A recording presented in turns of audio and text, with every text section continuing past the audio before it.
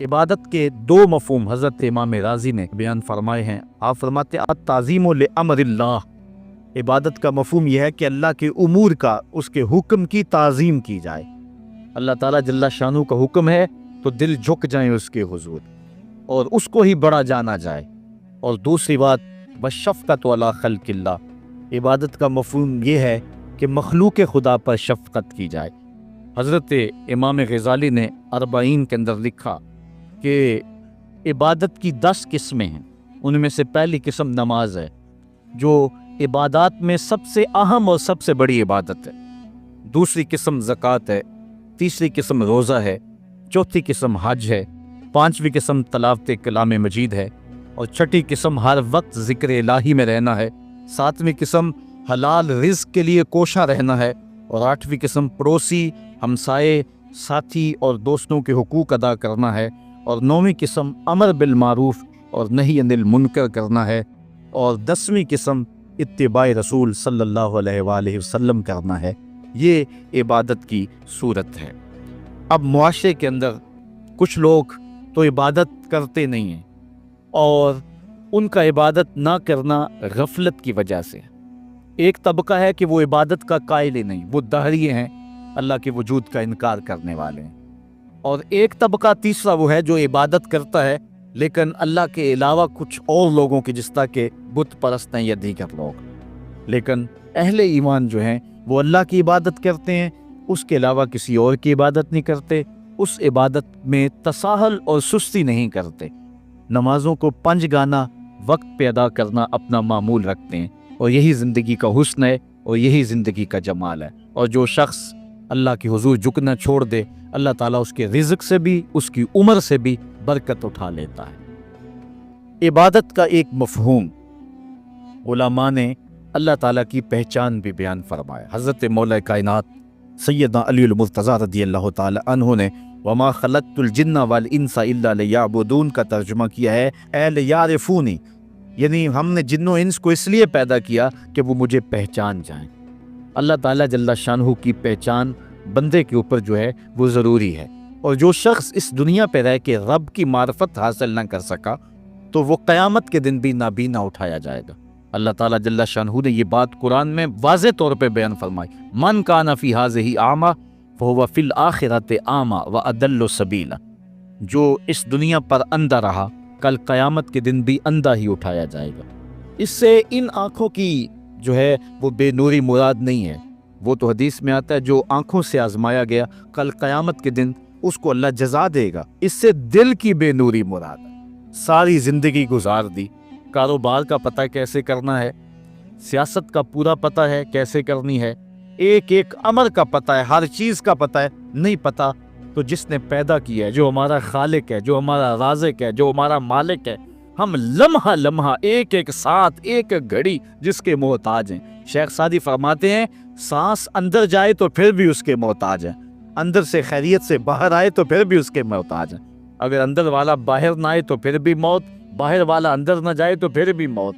تو ہم ایک سانس میں کئی بار اس کے محتاج ہیں اور لمحہ لمحہ اس کے محتاج ہیں، جو ہماری ہر ضرورت کی کفالت کرنے والا ہے، جو ہمارا خالق بھی ہے، رب بھی ہے، مالک بھی ہے اور ضروریات کا کفیل بھی ہے، اور اس کو ہم نہیں پہچانتے۔ باقی ہر دنیا کی چیز ہمیں آتی ہے، ہمیں ایک ایک چیز سے پتہ ہے، ہمیں اتنا بھی پتہ ہے کہ فلاں کرکٹر نے چوکے کتنے لگائے اور چھکے کتنے لگائے ہیں، اس نے فلاں میچ میں سینچریاں کتنی کی ہیں، ہمیں اتنی تفصیلات کا علم ہے، ایک ایک شخص کے بارے میں ہمیں پتہ ہے، لیکن نہیں پتہ تو اس کا نہیں پتہ جو ہماری شاہ رگ سے بھی نیڑے رہتا ہے، جو ہمارے دلوں کے قریب رہتا ہے، جس نے ہمیں زندگی کی بہاریں اور زندگی کا جمال دیا۔ آئیے اپنے رب کو پہچانیں، اور جو شخص اپنے رب کی معرفت حاصل نہیں کر سکا وہ قیامت کے دن بھی اندھا اٹھایا جائے گا۔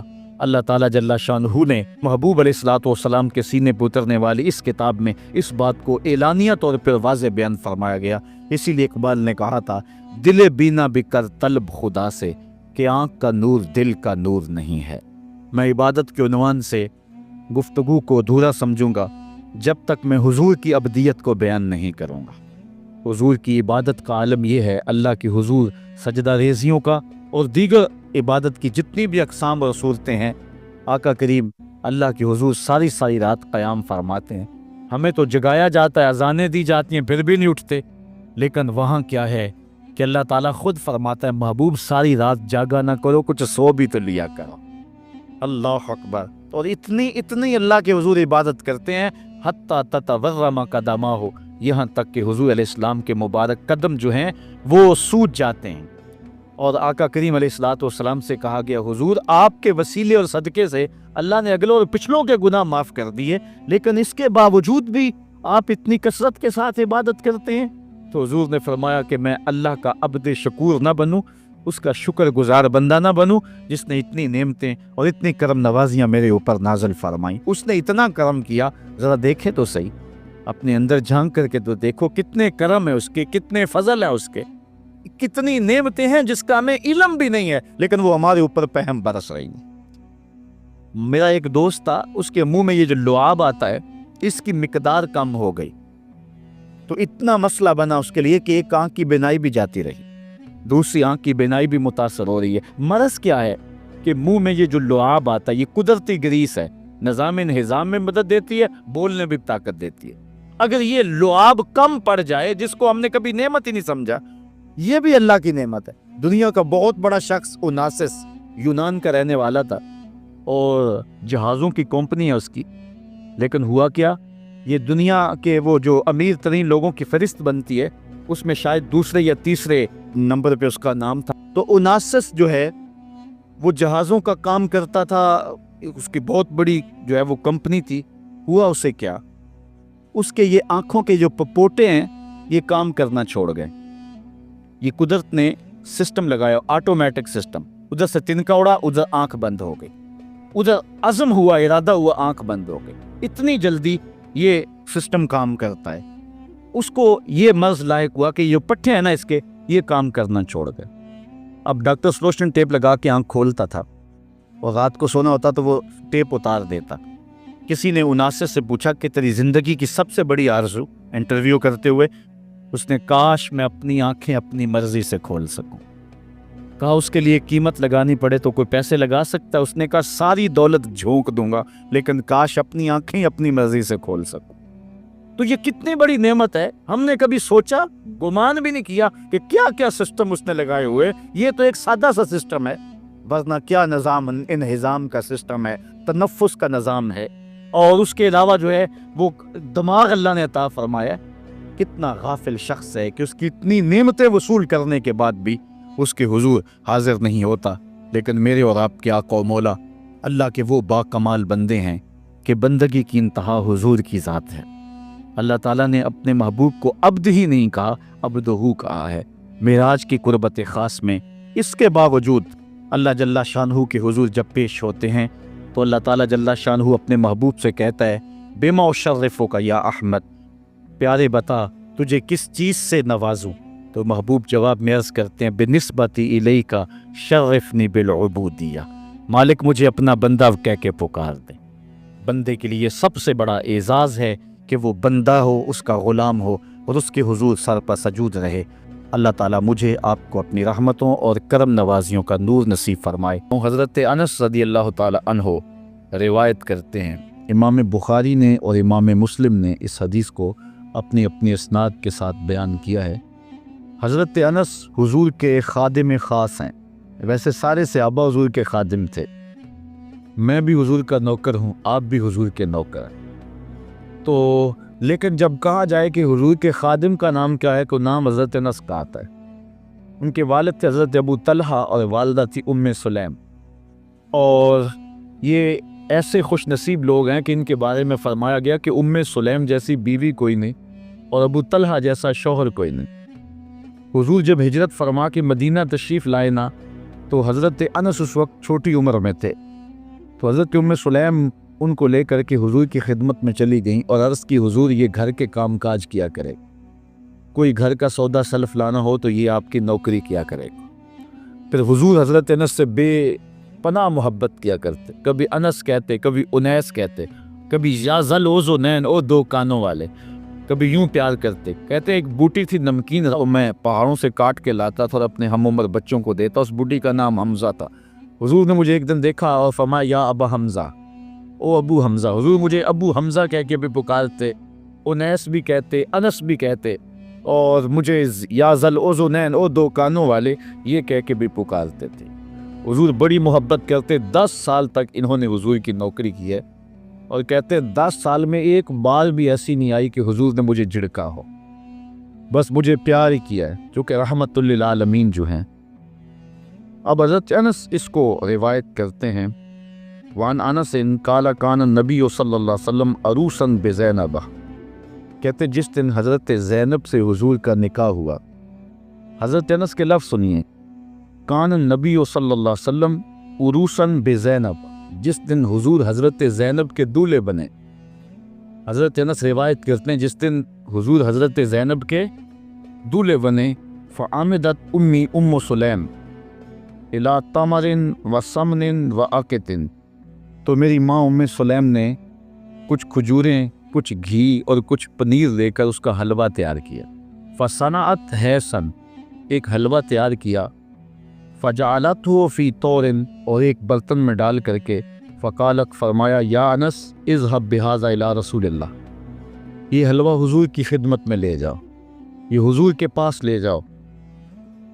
اچھا، کہتے ہیں کہ فقل، اور ساتھ حضور سے کہنا، بعثت بہذا الیک امی، حضور یہ حلوہ میری ماں نے بھیجا ہے، یہ حلوہ میری ماں نے بھیجا۔ حضرت ابی بن کعب کہتے ہیں کہ میں ایک دن تلاوت کر رہا تھا تو حضور گزرے اور حضور رک کر کے سنتے رہے۔ بعد میں حضور سے ملاقات ہوئی تو فرمایا، ابی میں گزرا تھا، میں نے تیرا قرآن پڑھنا سنا ہے۔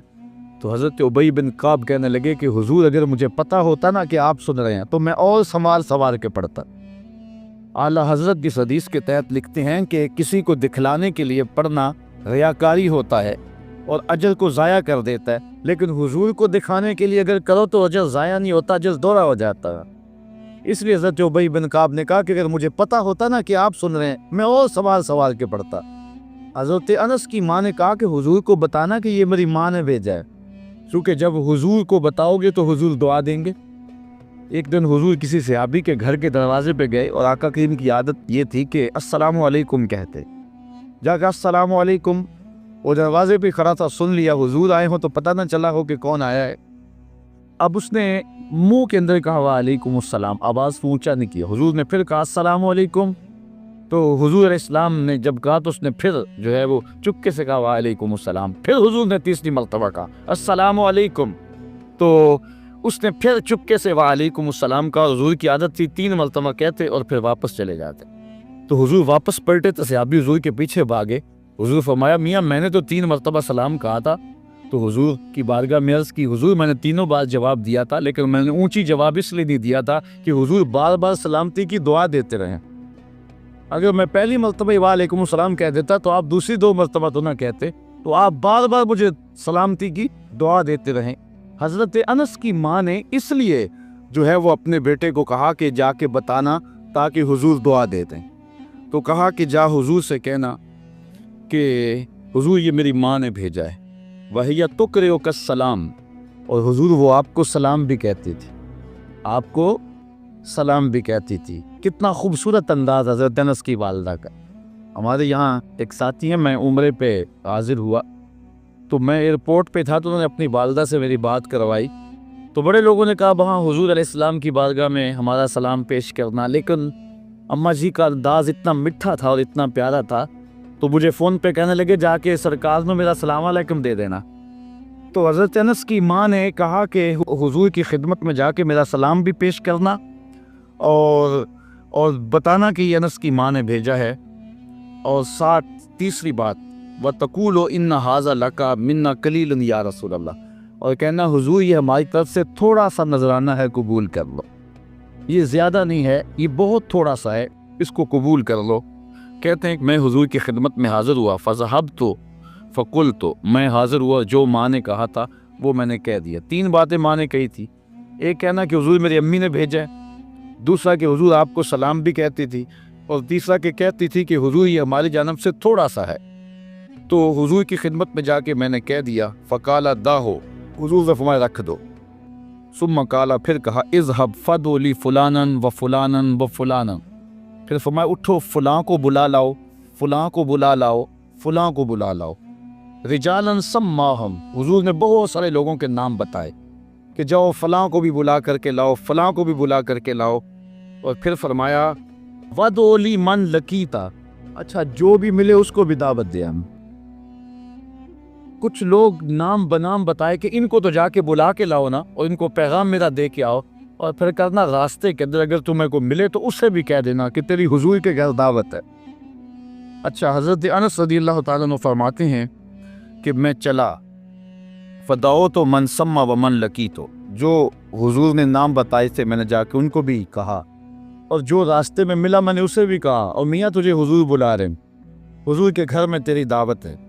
فرجعت فیض البیت غاص بأہلہ، کہتے جب میں واپس پلٹا نا تو حضور کا ویڑا لوگوں کے ہجوم سے بھرا ہوا تھا۔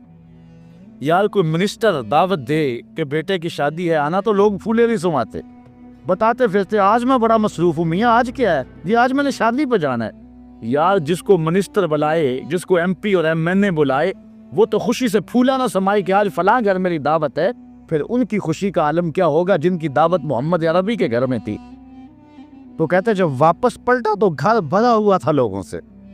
اچھا تابعی نے جس نے حضرت انس سے روایت سنی اس نے کہا فقلت لانس، میں نے انس سے کہا، قیل لانس، حضرت انس سے کہا گیا عددکم کم کان، کہ لوگ تھے کتنے؟